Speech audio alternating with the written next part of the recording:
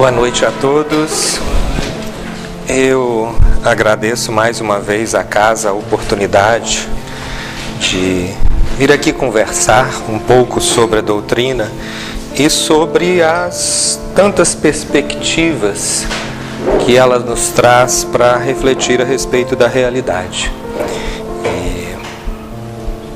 Ela nos traz não só consolo e conhecimento, mas ela nos traz um guia para o nosso dia a dia, para vivenciarmos as tantas situações que se apresentam na nossa vida e para conseguirmos construir uma emoção equilibrada diante da realidade, encontrar os caminhos diante de um mundo onde tudo parece tão tortuoso, mas que a espiritualidade nos indica de maneira muito serena que em toda e qualquer dificuldade estaremos amparados.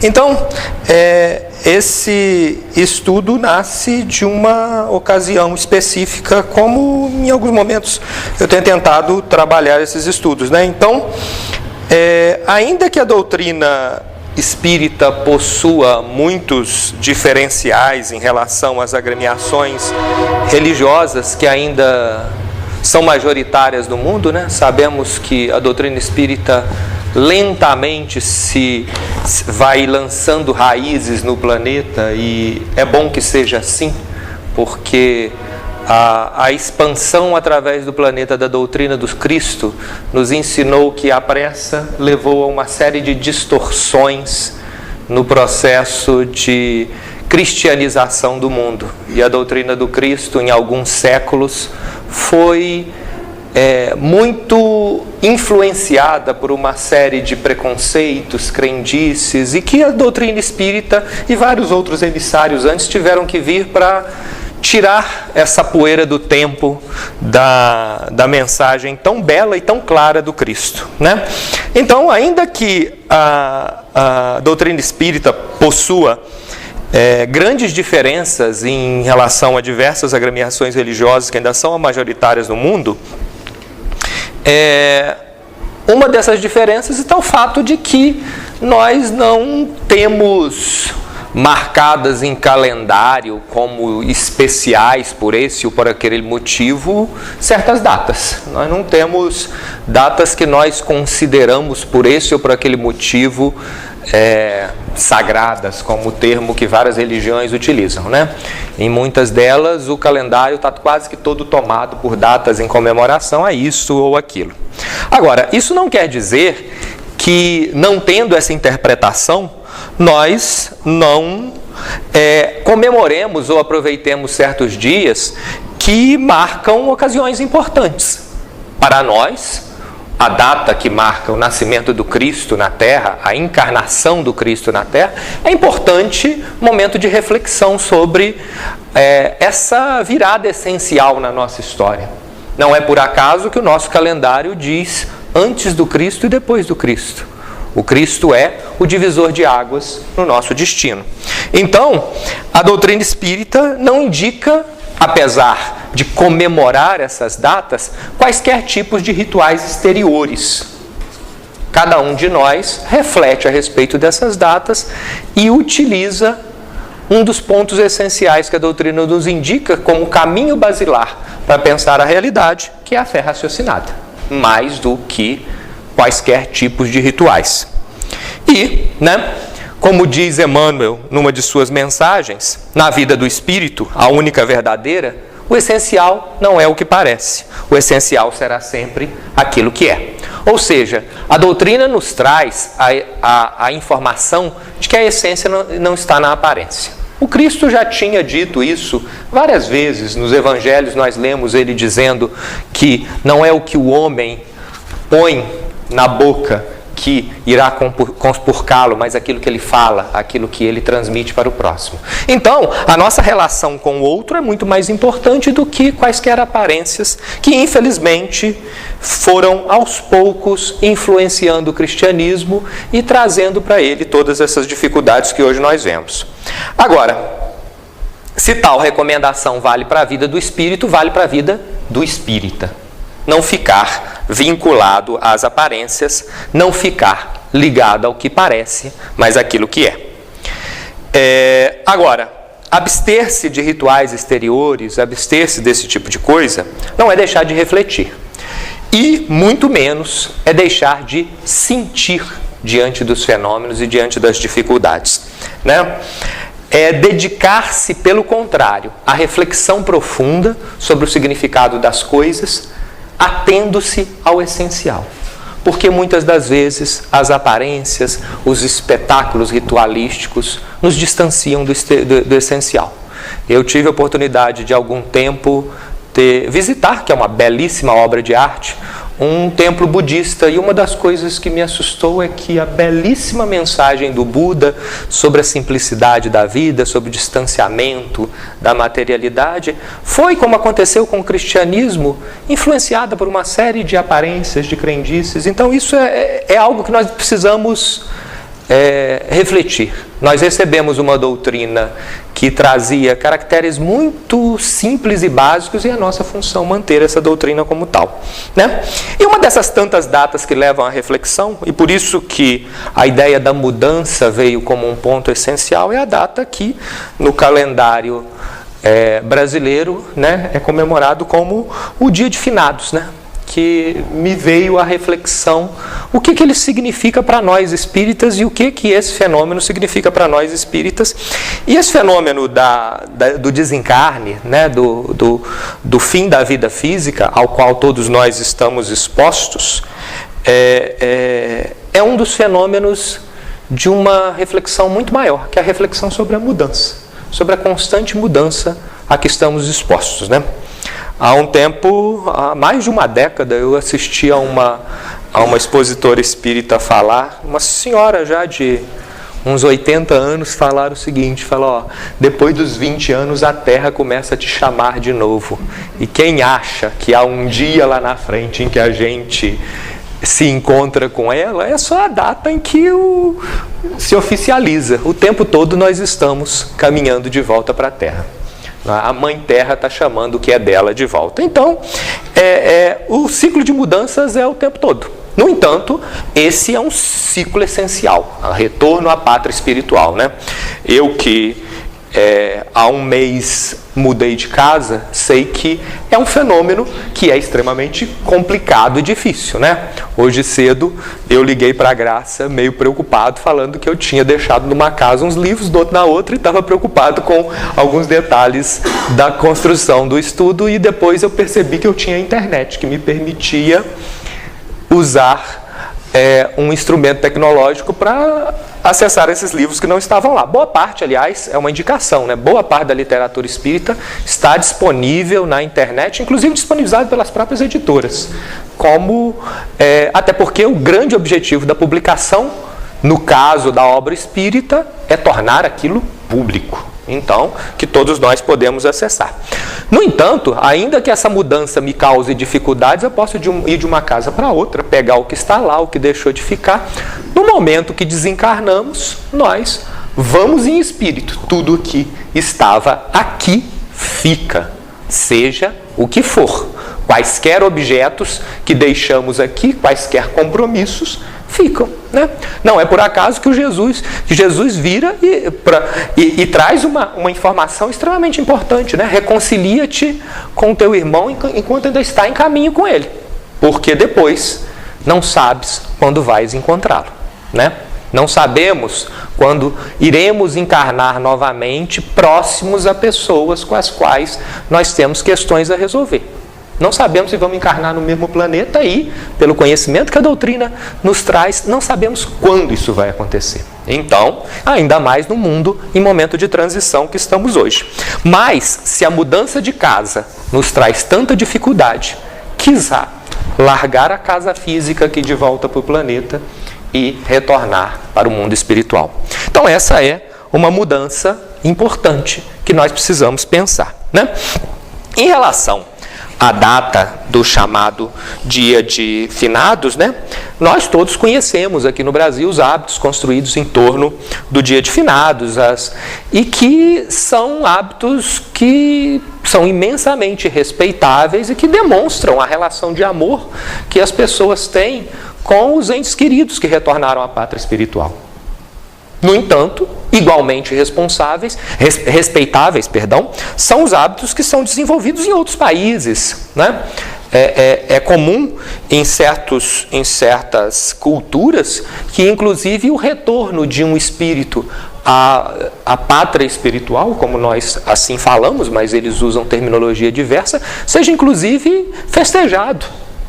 Porque é um motivo de compreender que aquela jornada terminou e aquele espírito retorna para o lugar que lhe é de direito. Todos nós sabemos, e a doutrina nos diz isso, que o nosso lugar é lá, não aqui. Nós estamos aqui numa jornada de aprendizado. Há um tempo nós estávamos refletindo aqui sobre o significado da encarnação, num estudo, já deve ter um ano, né? O tempo passa e a Terra chama, né? Sobre o fato de que nós somos as individualidades que somos durante um período muito específico, né? Eu sou o cristiano nessa encarnação que vive em Matias Barbosa, que teve uma tal história. Agora, quando eu desencarnar e depois de um certo tempo na espiritualidade, eu encarnando de novo, vou assumir outra personalidade. Ou seja, o cristiano é a manifestação de um espírito que teve outro caminho anterior e que vai ter outro amanhã. Então, essas expressões momentâneas são importantes para o aprendizado do espírito, só que é o espírito que absorve essas informações. Então, não importa a forma como se expressa o sentimento, né? O que importa é ele em si, né? Como diz uma frase do filósofo Confúcio, né? O dedo aponta a estrela, o tolo olha o dedo, o sábio olha a estrela. É esse sentimento que nos vincula aos nossos entes queridos que é o mais importante, né? Então, nós, de coração aberto, olhando a estrela desse sentimento de amor que nos vincula aqui e acolá, né?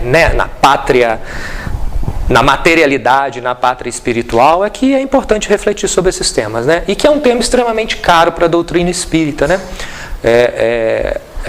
Uma das reuniões mais importantes que os centros espíritas realizam são as reuniões mediúnicas, em que nós estamos em diálogo constante com a espiritualidade, tentando ser úteis aos espíritos amigos na transformação do nosso destino coletivo, né? Porque, na verdade, nós estamos num caminho único. Então, à luz da doutrina espírita, vamos tentar fazer uma pequena reflexão partindo do tema específico para falar sobre a ideia das transformações, das mudanças pelas quais nós passamos, né? Até porque é importante demais nós, como espíritas, pensarmos sobre esse tema, porque gira em torno dele um dos pontos essenciais pelo qual a doutrina espírita é chamada de Consolador Prometido. Porque um dos pontos essenciais é a vitória sobre a noção de morte e a compreensão de que todos nós vivemos na eternidade. Então, um primeiro tópico de reflexão que nos coloca a todos no mesmo caminho é a ideia que é uma ideia que, inclusive, eu comentei sobre o budismo, mas é uma ideia que eles trabalham muito, é que nenhum de nós permanece aqui, que eles chamam de impermanência, né? É comum que as pessoas dizem que a grande régua que iguala a todos nós no planeta é a morte do corpo físico, né? Ricos e pobres, ateus e crentes, bonitos e menos bonitos, todos nós estamos caminhando para a mesma direção. Todos nós caminhamos em direção a um fim do corpo físico, que é natural. É um processo natural que nós reconhecemos, né? E ela é uma característica do mundo material. No Livro dos Espíritos, nos é reiterada a informação de que o mundo permanente é o espiritual. O mundo físico é o mundo das transformações. Aqui, nada é permanente. E através da lei de destruição, nos é informado, que tem um capítulo sobre isso no livro dos Espíritos, nos é informado que é natural o processo de destruição, inclusive para a própria evolução da matéria, né? Ou seja, é o princípio através do qual nós sabemos que nada que os nossos olhos são capazes de ver, do primeiro dia que nós pisamos aqui, né, choramos, né, não chegamos a pisar, né, choramos depois de termos sido despertados até o último, nada que nós sejamos capazes de ver vai permanecer, nada. Tudo está em constante mutação. Ou seja, se nós sairmos lá fora e as nuvens permitirem e nós olharmos as estrelas que estão no céu, há de chegar o dia em que a última delas vai se apagar. Então, tudo que está à nossa volta, enquanto matéria, é temporário. O que não quer dizer que não esteja em constante transformação. Nós estamos... aquilo que se apaga de um jeito, renasce do outro, né? Os estudos sobre astronomia mostram que várias das estrelas, talvez todas, que nós sejamos capazes de ver, são resultado da desencarnação de outras. São gerações e gerações de estrelas que vão se formando, né? Desencarnação entre aspas, é óbvio, né? Até o planeta sobre o qual nós pisamos, ele é resultado de um processo de desenvolvimento que um dia vai ter fim. A Terra, que nós falamos dela tanto, né? É comum que nós ouçamos estudos e falemos tanto sobre a ideia de mundo de regeneração, da transformação do planeta. Essa transformação vai chegar um momento em que ela vai findar-se. E aí o planeta vai cumprir a sua função e a matéria vai seguir os seus caminhos, né? Como dizem os Espíritos na pergunta 41 do Livro dos Espíritos, Deus renova os mundos como renova os espíritos. Tudo que há à nossa volta há de se transformar. Ou seja, um dia o planeta Terra não mais existirá, um dia antes desse o Brasil não mais existirá, Matias Barbosa vai se transformar em outra coisa, tudo que nós conhecemos deixará de existir. Um dia, a última pessoa nesse planeta que um dia lembrou que o cristiano pisou sobre a Terra na forma que está agora, deixará de existir e essa lembrança ficará para sempre esquecida no mundo da matéria, porque nós levaremos nossa bagagem espiritual. Ou seja, entre os que se chama de mortos, né, no mundo da matéria, e nós, os que chamamos vivos, há a diferença do tempo. Nós todos retornaremos para lá, né? E disso eu lembro da frase escrita no pórtico de um cemitério na cidade de Paraibuna, em São Paulo, que está escrito lá: nós que aqui estamos por vós esperamos. Ou seja, a única coisa, e eu não acredito, eu não sei como é o número de visitas a esse local, mas dados os sustos que as pessoas têm, a tendência é elas não irem muito lá, né? Tem inclusive um filme que mostra esse local, porque ele diz uma verdade profunda, né? Nós vivemos diante de um mundo de impermanência. Nós vivemos uma realidade de impermanência. E o corpo é uma roupa que nós usamos durante um tempo. E para nós, enquanto espíritas, isso deve ser visto como algo natural. E essa visão natural advém de uma segunda conclusão, de um segundo tópico de reflexão que a gente tem que fazer. Ainda que a morte do corpo físico, o desgaste do corpo físico, o natural retorno dele à Terra seja o mesmo fenômeno, o fato é que, lendo as obras espíritas, refletindo a respeito disso, indo às reuniões mediúnicas e conhecendo tudo o que conhecemos, trata-se do mesmo fenômeno físico, mas nós temos a possibilidade de ter sobre ele um outro olhar, uma outra perspectiva e uma outra vivência. Então, se, conforme nós podemos ver, a impermanência do corpo faz da morte do corpo físico um fenômeno que nos iguala a todos, muito diverso é o significado desse fenômeno, dependendo das nossas perspectivas sobre a realidade. Para aquele que tem uma percepção absolutamente materialista da vida, né, que no extremo leva a perspectiva daquele que é ateu, numa visão mais generalista, né? A perspectiva é, o fim da existência sobre o planeta Terra é a perspectiva do fim. E, comumente, isso leva a uma relação de desesperança diante da vida em vários momentos, né? É a perspectiva de deixar de existir. Essa perspectiva é tão profunda, segundo André Luiz nos relata, que muitos desencarnam, e já no Nosso Lar, que é o primeiro livro da série do André Luiz, está relatado, mas isso é retornado em várias obras depois. Muitos desencarnam sob essa perspectiva e permanecem, às vezes, por longos anos, como o que ele usa um termo lá, como se fossem múmias espirituais, porque não estão prontos para despertar no mundo espiritual. Nunca aventaram que a vida passasse daqui. E atrasam o seu processo evolutivo em muito, né? Por isso que a recomendação do Cristo do orai e vigiai é muito importante, porque pela oração nós estamos construindo sintonia permanente com o mundo espiritual. Nós estamos num processo de lento despertar, né? Por isso que orar é sempre importante, porque toda noite nós treinamos para o dia de nosso desencarne. Então, orar, buscar, estar desperto é muito importante. Então, para aquele que não crê na existência de nada, a perspectiva do desencarne é algo muito difícil. Agora, para o cristão e para os adeptos de diversas agremiações religiosas, digamos assim, né, com esse termo, a perspectiva da saída de um plano de existência em direção ao outro.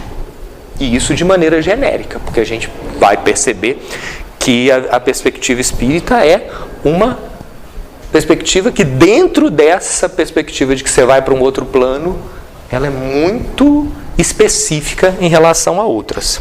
Agora, ainda que quando você espera a entrada no mundo espiritual, a perspectiva sobre o desencarne é muito diversa, né? E que muitas das vezes nós, como espíritos, levamos essas crenças para o mundo espiritual, né? André Luiz também relata a chegada de espíritos que acalentaram perspectivas muitas das vezes errôneas sobre o mundo espiritual e que chegam lá absolutamente perdidos, né? Então você vai encontrar pessoas muitas das vezes chegando, e o André Luiz conta até de maneira quase que anedótica, né? Pessoas querendo ter uma entrevista com Deus, chegando ao mundo espiritual e que queria marcar para falar com Deus, né? Porque materializam tanto a perspectiva sobre a divindade que chegam, como André Luiz relata, como crianças espirituais no mundo espiritual. Então isso é uma questão importante, mas há uma questão mais importante ainda, que são as crenças desequilibradas e muitas das vezes as tentativas de tentar trapacear a relação com a espiritualidade, que também é um certo grau de infantilidade. Os relatos dos espíritos, e aí não só na obra de André Luiz, mas em várias obras, há relatos de espíritos que desencarnam e que fizeram, por exemplo, barganhas com sacerdotes aqui para ter um espaço melhor no céu, né? Comprar o terreninho no céu, e chegam lá e se decepcionam. Essas histórias parecem muito distantes, mas elas estão acontecendo ainda hoje, né? Eu lembro há um tempo, quando estudava trabalhando com linguagem, e fiquei assustado com a origem da palavra assassino, que vem de Hashishim, que é uma tribo que existia entre os árabes, em que eles drogavam pessoas muito simples com haxixe, levavam elas para um lugar paradisíaco, elas acordavam nesse lugar paradisíaco, davam tudo o que essas pessoas queriam durante um tempo, aí davam haxixe de novo para a pessoa apagava novamente e levava a pessoa para o deserto. E depois diziam: você teve uma visão do paraíso, então você faz tudo o que nós quisermos, que você retornará para lá. A violência dessas pessoas era tamanha que a palavra assassino veio disso, que é uma palavra trazida do árabe para o português. Agora, Isso faz mais de 1000 anos. Se nós imaginarmos que ainda hoje há pessoas que em desequilíbrio seguem crenças como essas, nós precisamos perceber que há muito que caminhar. Caminhamos muito, mas há muito que caminhar.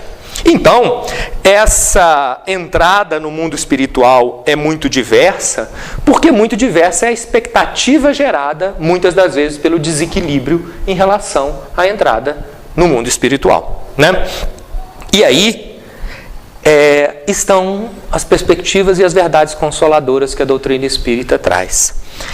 Porque a gente pode dividir essas expectativas e essas perspectivas, e aí nós entramos no ponto de virada do estudo, em uma perspectiva quase que de olhar as ruas pelas quais trafegamos. Porque é uma perspectiva que é a perspectiva essencial da imensa maioria das chamadas religiões cristãs e que ainda povoa boa parte do planeta, que é a perspectiva da rua de mão única.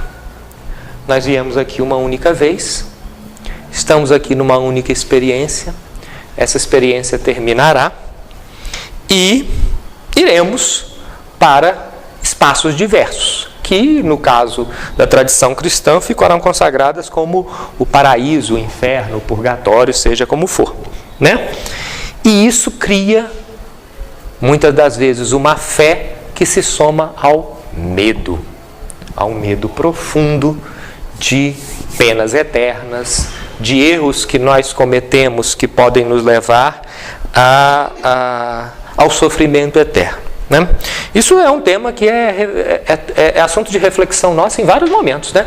Porque certamente dessa tribuna aqui várias pessoas já falaram sobre o quanto isso causa dificuldades às pessoas e o quanto isso não dialoga com a justiça divina. Como uma mãe que vá ao paraíso vai ficar feliz sabendo que um de seus filhos está no caminho do inferno, ou seja, como for. E aí nós vemos a grande beleza consoladora da doutrina espírita. Porque na história de André Luiz, que citei há pouco, em nosso lar conta-se as desventuras de vários entes da família de André Luiz, que a mãe dele conta, e ela diz que está retornando para auxiliá-los a caminhar novamente. E aí, por isso que nós precisamos ver esse momento como um momento de transformação essencial. A grande diferença da doutrina espírita é nos informar que o caminho é uma rua de mão dupla, né? Não por acaso, por ser um caminho e uma rua de mão dupla, e por nós sermos da espiritualidade, eles nos informam que o grande problema não é desencarnar. O grande sofrimento mesmo é para encarnar. Porque todos nós, imaginemos, nós estamos de posse da informação de que somos espíritos eternos, de que estamos num processo de transformação, de que viveremos diante de toda e qualquer dificuldade. Alguém chegar e falar o seguinte: olha, você vai esquecer tudo, vai nascer lá, vai ter que vivenciar uma série de dificuldades que você não vivenciava há muito tempo, né? Se nós observarmos as narrativas de nosso lar, e é importante ler, porque assistir aos filmes, que são importantes para a divulgação, nos traz a informação, mas ler Nosso Lar e assistir ao filme, nós observamos a quantidade absurda de informação que foi reduzida para fazer o filme. Então, o livro nos mostra o grande sofrimento de espíritos muito equilibrados para terem que encarnar, porque é largar todo o seu verdadeiro patrimônio. Porque quem desencarna aqui e deixa isso nunca foi nosso. Todos nós, racionalmente, sabemos que isso aqui é do mundo, vai ficar aqui. Mas largar o seu patrimônio, muitas das vezes que você tem de séculos e séculos de evolução, que você se conscientizou disso, para voltar, não conseguindo falar, esse é certamente um sofrimento pelo qual nós passamos.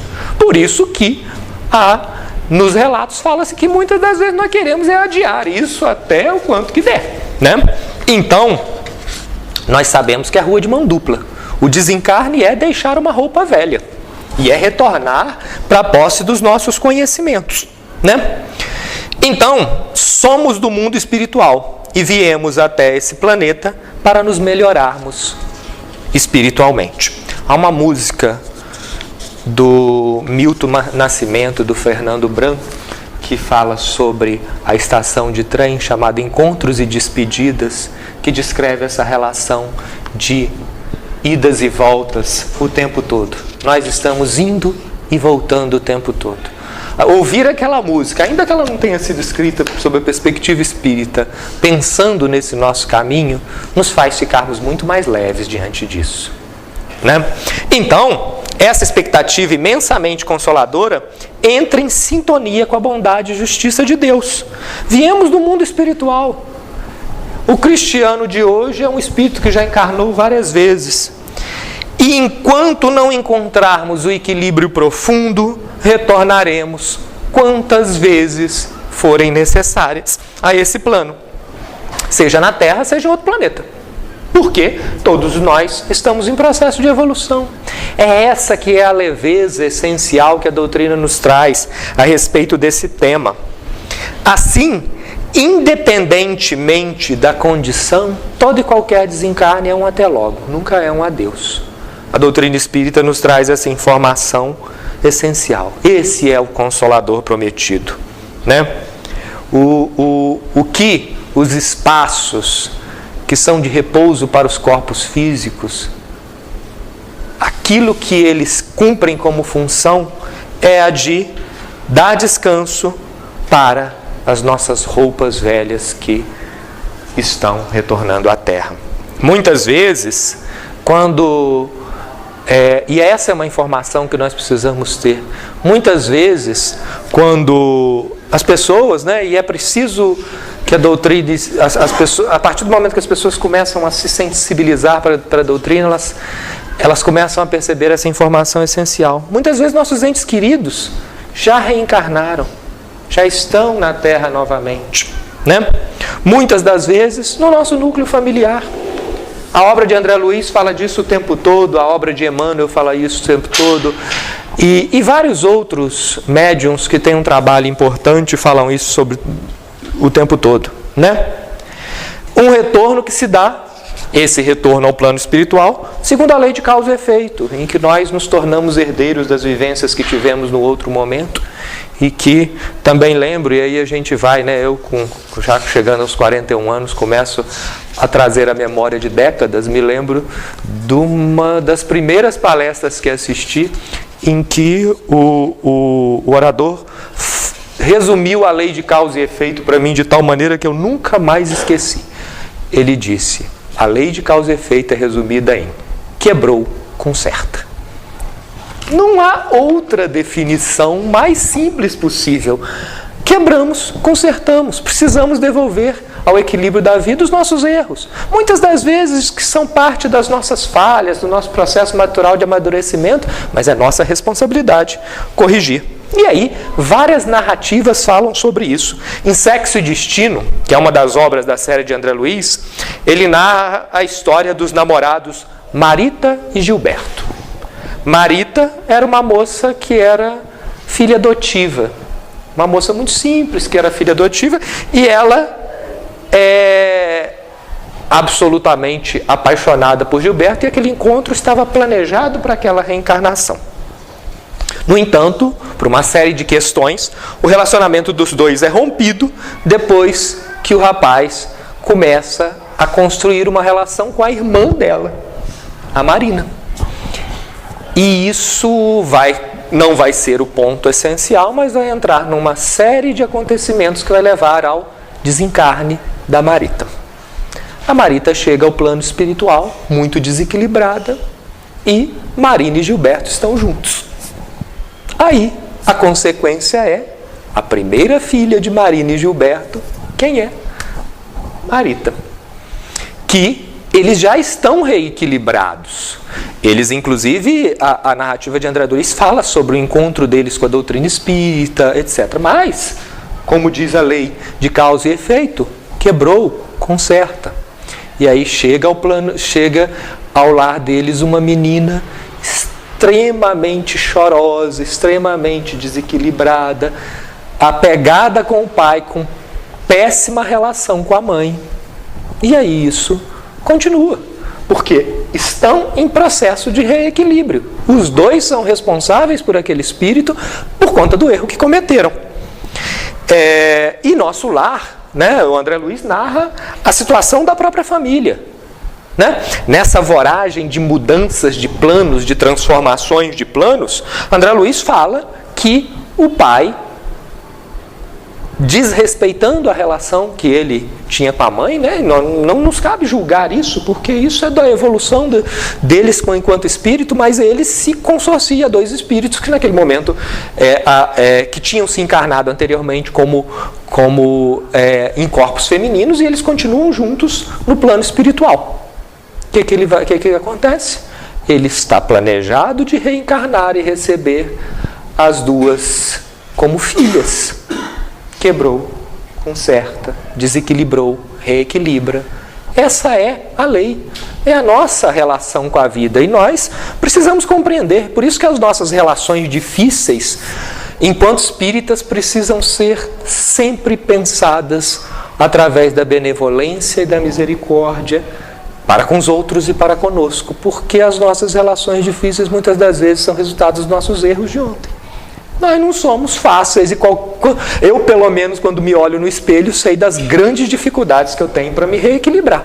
Então, essas dificuldades nos trazem a necessidade de pensar sobre isso. Né? Já falei sobre isso também, sobre uma outra obra, que é a Ave Cristo. Né? Aqui, nela, Quinto Varro vai encarnar para tentar reequilibrar o filho de outras encarnações, nasce como filho dele, é o responsável pelo desencarne dele, ele ainda ligado ao filho vai renascer como filho do filho, ou seja, ele é o neto dele mesmo, e ele vai trabalhar pela própria transformação. Então, nos nossos núcleos familiares, essas coisas que são narradas tão comumente pela espiritualidade, são parte do nosso processo de reequilíbrio, porque tudo funciona por atração. Tudo funciona dentro da espiritualidade por atração. Eu estava semana passada lendo um livro de Dona Ivone Pereira, em que ela é muito interessante, que ela fala sobre...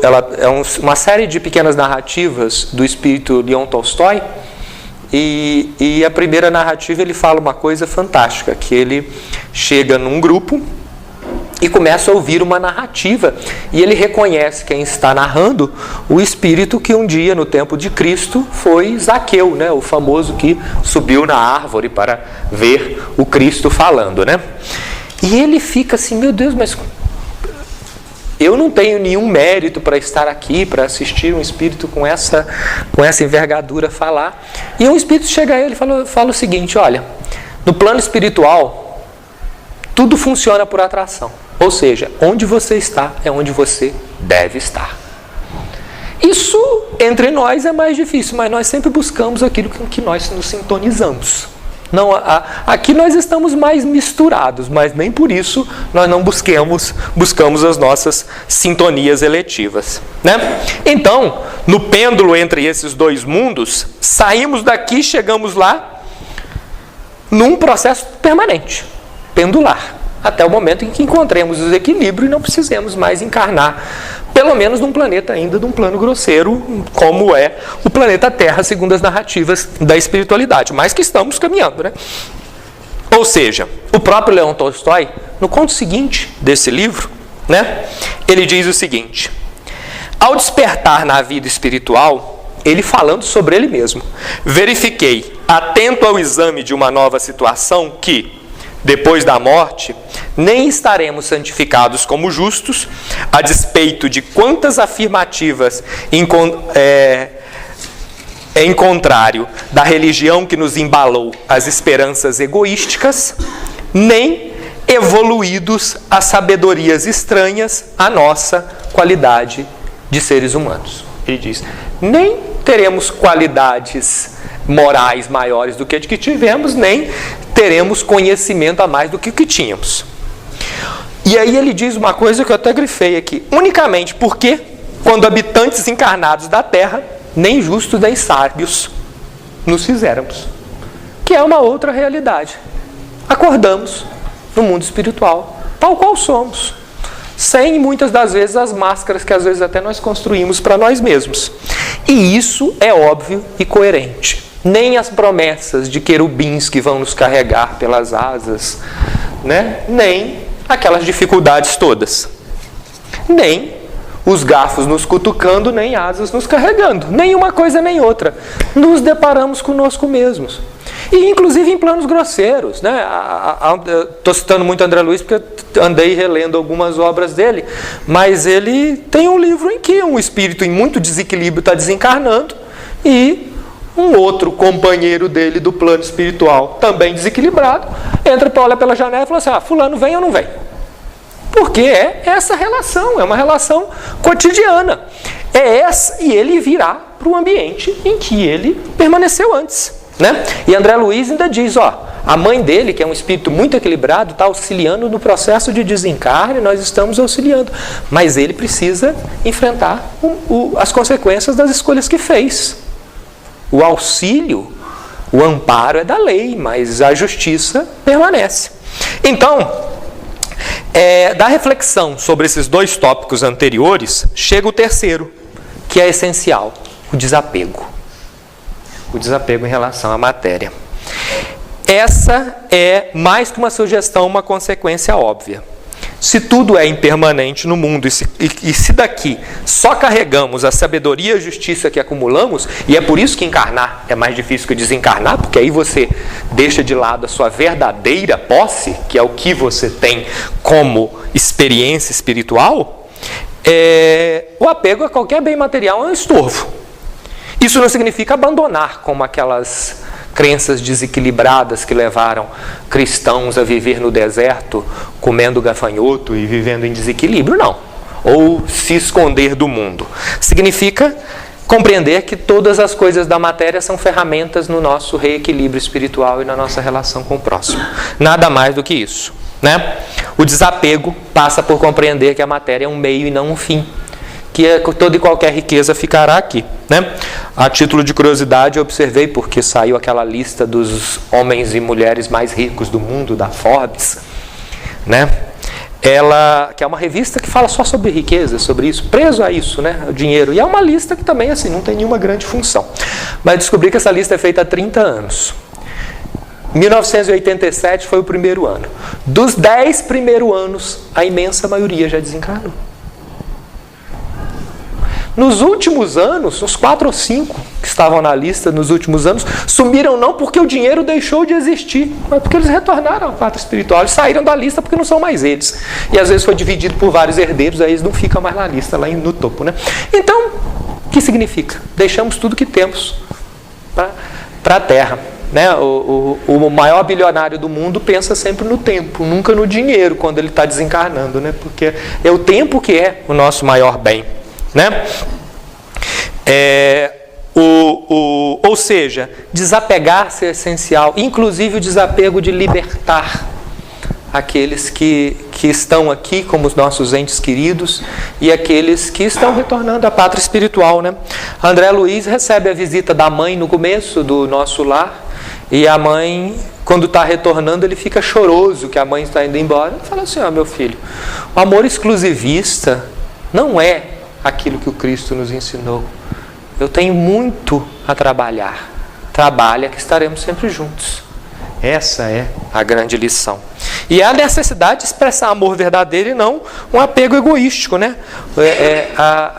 As narrativas imensas sobre a necessidade do nosso reequilíbrio estão aí. Estão aí. Nessa viagem estamos juntos por diversas encarnações. A nossa família de hoje não é a nossa família toda, né? Uma dos trechos mais emocionantes que Emmanuel nos traz não é quando ele, claro que também é um trecho muito emocionante, quando ele se encontra com Jesus e vai se reequilibrar, que está narrado em há 2000 anos, mas em 50 anos depois, no fim do livro, narra o momento em que ele, que quebrou, teve que consertar, reencarna enquanto um escravo. Ele vive uma vida anônima, desequilibrada, materialmente, né? Mas muito equilibrado espiritualmente, já sendo cristão, mas vivendo as dificuldades de ser um escravo. E ele passa por uma encarnação imensamente difícil. E naquela encarnação, o espírito que estava próximo dele, que tinha sido a sua esposa na encarnação anterior, que era uma cristã, e que ele foi corresponsável indiretamente pelo desencarne dela, e vai assistir horrorizado ela sendo devorada pelos leões, sem que ele tenha feito dado essa ordem. Ele não encarna junto com ela, inclusive para aprender a amar em equilíbrio. Quando ele retorna à pátria espiritual, ele entra em imensa emoção ao ser abraçado por aquele espírito que ele não conseguia reconhecer quem ela, mas ela chega para levá-lo de volta depois de uma encarnação que ele finalmente encontrou-se com um grande sentido da vida. Então a nossa família espiritual é muito maior do que essa família que está na materialidade. E todos os nossos espíritos amados estão sendo acolhidos quando retornam à pátria espiritual com muito carinho por todos esses. Então o nosso amor por eles está sendo... nossos espíritos queridos, os nossos espíritos que nos direcionam à vivência espiritual estão lá, nos amparando, né? Nos auxiliando, né? Como dizem os espíritos na pergunta 738 do Livro dos Espíritos, durante a vida o homem relaciona tudo com o corpo. E por isso que aquela frase do cemitério tanto nos assusta. Mas, isso é pergunta 738 do Livro dos Espíritos. Mas, depois da morte do corpo físico, ele pensa de outra forma. E, como já dissemos, para ele, a vida do corpo é pouca coisa. Um século do vosso mundo é um relâmpago na eternidade. Nossa existência material aqui, ela está vinculada a uma existência muito mais profunda. Nós temos, provavelmente, amigos espirituais profundos que nós fizemos há mais de 1 milênio, que estão lá, próximos a nós, mas distantes por causa do plano em que nós estamos, né? Agora, o grande desequilíbrio é quando nós ligamos nosso eu ao corpo. E aí nós chegamos ao penúltimo tópico, que é fugir às nossas zonas de confortos. Buscar não se vincular somente ao corpo e começar a perceber que a transformação está o tempo todo à nossa volta. Nós nos transformamos fisicamente o tempo todo, né? Aos 40 anos eu descobri que eu tenho uma coluna e ela dói, né? Porque quando você tem 20, você faz todas as estripulias do mundo e nada acontece, né? Mas chega uma hora que o desgaste da matéria, né? Da mesma maneira que se desgasta essa cadeira, a coluna é uma coisa que vai se desgastando. E você vai dando cacetadas nela e com os anos ela vai reclamando. Como diz a senhora do estudo que eu falei, é a Terra chamando. Ela está nos chamando de volta. Então, né, a gente está muito ligado a essas zonas de conforto. No nosso mundo de tecnologia nós estamos mais confortáveis ainda, né? Tem um teórico que diz que no mundo da televisão e da internet nós vivemos do encasulamento. Nós nos encasulamos diante dessas máquinas, nos encasulamos no nosso corpo, precisamos sair do casulo. Precisamos virar borboletas de fato, sair disso aí e voar pelo mundo, e voar voar acima dessas comodidades que viram prisões, né? Ou seja, quando Kardec diz que reconhece-se o verdadeiro espírita pelo esforço que faz para domar as próprias más tendências, ele está dizendo que nós precisamos estar o tempo todo prontos para mudar, para mudança. Não só a mudança física, mas a mudança que vai além disso. Deixar a matéria na Terra não é a transformação essencial. A transformação essencial é citada por Paulo, é deixar o homem velho e virar o homem novo. E isso nós podemos ter 1000 anos de encarnação sendo homem velho, repetindo os mesmos erros. Mas nós podemos nos transformar nesse ser humano novo no mesmo corpo. A vida de Paulo fala isso. A vida de Paulo é uma bandeira sobre isso. Alguém que transforma-se e faz uma guinada como essa. Agostinho de Hipona, que depois a Igreja Católica transformou em Santo Agostinho, é uma outra vida fantástica de transformação. Quem ler o livro Confissões dele, como informação sobre a existência dele, é fantástico o quanto ele se transforma a partir do momento que ele encontra a informação sobre o Cristo. Então, a gente precisa cada encarnação e a cada esquina, atender ao chamado dos novos desafios, das novas vivências, dos novos conhecimentos que nós estamos aí. Essa é a lei, né? Viver, nascer, renascer o tempo todo e renascer de fato, espiritualmente.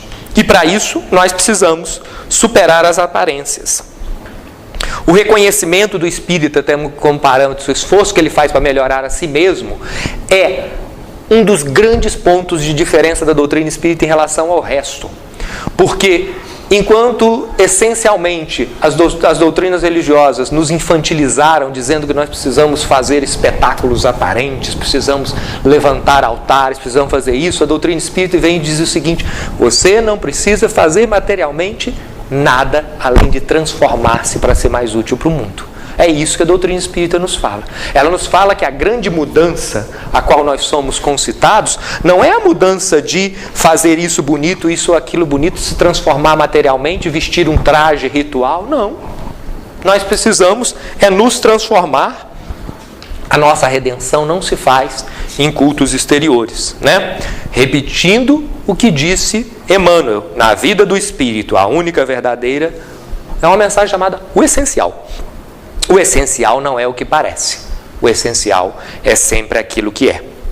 Ou seja, é por isso que a doutrina espírita se apresenta como fé raciocinada. Fé raciocinada é fazer aquilo que tantas vezes já se repete nas tribunas, isso da grande fala de Agostinho de Hipona, que citei agora há pouco. Nós precisamos ponderar sobre o que estamos fazendo. Nas nossas preces, pensar, conversar conosco mesmo e com Deus sobre o que estamos fazendo. Tentar mudar amanhã, devagarinho, devagarinho, devagarinho. E é preciso perceber que essa é a essência que foi jogada para baixo dos rituais, que é a essência do cristianismo. O Cristo o tempo todo fala sobre reforma interior e não sobre aparência. Nós devemos caminhar para o encontro com a essência libertadora que a doutrina espírita nos traz em relação a nós mesmos, em relação aos nossos entes queridos.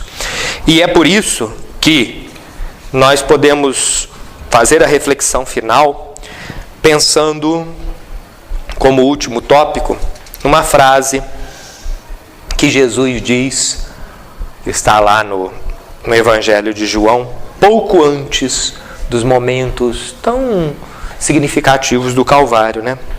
Que ele diz aos apóstolos: na casa de meu Pai há muitas moradas.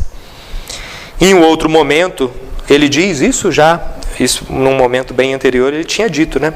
Aquele que não nascer de novo não pode ver o reino de Deus. Cada um dos nossos corpos, em tantas encarnações, né? É interessante, né? Há um tempo eu estava no museu, estava lá cheio de roupas de outros séculos, etc. Eu comecei a pensar: gente, será que eu usei essas roupas esquisitas aí? Claro que está aquele troço todo desbotado, né? Mas você começa a imaginar, porque em outros tempos, aquilo novinho era a roupa que muitas das vezes nós estávamos usando em outras encarnações, né? Aquela roupa indígena meio esquisita foi a roupa de um outro momento nosso, nós estávamos lá, né? Às vezes na beira de uma praia dessas do Brasil, envergando uma roupa indígena, né? Aquelas roupas que eles usam, ou talvez nus, e retornamos a ela, às vezes passeando, e é o mesmo lugar que nós pisamos antes, e às vezes olhamos aquilo com uma sensação de nostalgia que não sabemos de onde vem, porque nós estivemos sentados naquela mesma pedra 300 anos antes, olhando o mar do mesmo jeito. Então, se há muitas moradas na casa do meu Pai, nosso espírito vestiu muitas roupas, esteve em muitas moradas. Então, a significação essencial que nós precisamos trazer para isso é só uma passagem, é uma passagem da qual nós estaremos nos libertando daquilo que é matéria e nos tornando espiritualmente mais profundos, e da qual todos os nossos entes queridos estarão deixando uma roupa velha que jamais incomoda do que auxilia. É uma roupa, e muitas das vezes para vestir uma nova, até muitas das vezes próximos a nós. Então, é interessante que, e eu trabalhei muito com o nosso lar, porque quando pensei nesse tema, o primeiro livro que me veio à memória é o fato de é o último livro da série André Luiz, que se chama E a Vida Continua. E o título desse livro é tão interessante porque André Luiz vai fazer o último livro da sua série e dar esse nome, dizendo, a vida é continuidade, a vida é reticências. A vida é uma eterna reticência em que nós passamos por diversas dificuldades, por diversos processos, mas nós nos transformamos nesse processo. Saímos e nesse todo esse momento nós passamos por processos imensamente transformadores, né? Como é um processo que nos faz melhores, né? Há uma música do Milton Nascimento que citei, que ele fala, né? A alma vai além de tudo que o nosso mundo possa entender. Então a alma vai se transformando e no final da sua jornada, muitas das vezes, diante de uma encarnação equilibrada, é capaz de olhar com calma para todo o processo. Então, essa possibilidade de nós olharmos com calma, essa possibilidade de nos transformarmos, talvez seja a grande mensagem que existe para nós ainda encarnados, para a jornada que ainda temos. Equilibrarmos-nos, olhar com calma para a nossa jornada, compreendermos que nós estamos numa jornada infinita, que nossos desequilíbrios são parte do nosso aprendizado, né? No domingo eu assisti uma palestra em que o rapaz falou uma coisa fantástica, né? Que ele estava numa reunião e uma pessoa perguntou, se eu estiver dando passe e pensar uma coisa desequilibrada, o que eu devo fazer? Aí o médium virou, continua o passe, toca o barco. Esse trabalho, né, que nós precisamos fazer. Compreender que nós não somos perfeitos, mas que nós estamos trabalhando para a nossa transformação. E esse processo de transformação é a essência de toda a vida, que paira além desses momentos que nós às vezes achamos tristes, mas que lá na frente, no reencontro, nós compreenderemos que é um momento de retorno em que todos nós estaremos juntos, próximos, amparados pelo amor de Deus. Muito obrigado.